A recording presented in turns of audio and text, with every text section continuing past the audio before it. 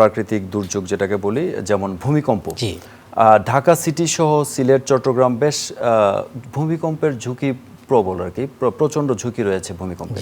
ঢাকা সিটিতে যদি আল্লাহ না করে কোনো বড় ধরনের ভূমিকম্প হয় এবং সেই ক্ষেত্রে যদি একটা বিশাল ম্যাসাকার হয়, আপনার বিভিন্ন ভবন ভেঙে পড়ে, তো সেই জায়গাটা থেকে উদ্ধার কার্যক্রম পরিচালনা করার জন্য ফায়ার সার্ভিস ও সিভিল ডিফেন্সের কী ধরনের সক্ষমতা রয়েছে এবং কী ধরনের প্রস্তুতি রয়েছে? ভূমিকম্প হলে, যদি বড় ধরনের ভূমিকম্প হয়, ঢাকার জন্য এটা একটা ডিজাস্টার হবে, এটাতে আমরা সবাই স্বাভাবিকভাবে বুঝি।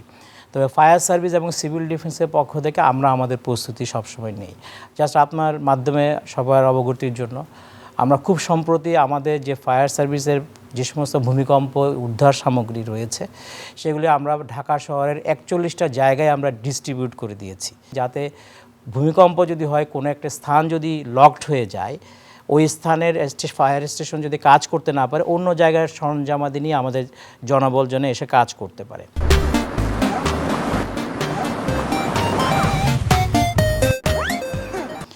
এর বাইরে আমরা যেটা করেছি, আমরা আমাদের পূর্বাঞ্চলে আমরা আমাদের 60 জনবলের একটা স্পেশাল রেস্কিউ টিম আমরা ফর্ম করেছি, যাদের দায়িত্বই হবে যদি কোনো জায়গায় আমরা ওই সময় রেসপন্স করতে না পারি, তারা যেন এসে আমাদের ওই রেসপন্সের কাজে সহযোগিতা করতে পারে।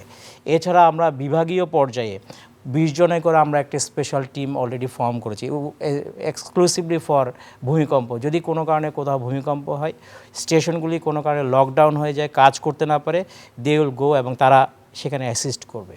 অথবা এমন যদি হয় যে ঢাকায় যদি আমরা স্টাক আপ হয়ে যাই, তাহলে চট্টগ্রামে যে রেস্কিউ টিম তৈরি করা হয়েছে, সিলেটে যেটা তৈরি করা হচ্ছে, তাদেরকে পুল করে নিয়ে এসে এখানে কাজ করানো যাবে।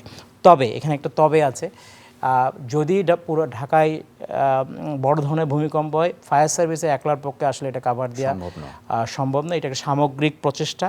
আমরাও চাই যে সামগ্রিকভাবে একটা সমন্বয়ের মাধ্যমে যদি ভূমিকম্প হয়, তাহলে একটা সামগ্রিক অ্যাপ্রোচ দরকার হবে, যেখানে সবাই মিলে কাজ করে এই ভয়াবহতা থেকে আমাদের বেরোয় আসতে হবে। তবে ফায়ার সার্ভিস তার পোর্শনটুকু বা তার দায়িত্ব যেভাবে পালন করার কথা, সেটার জন্য প্রয়োজনীয় প্রস্তুতি আমরা সবসময় নিচ্ছি।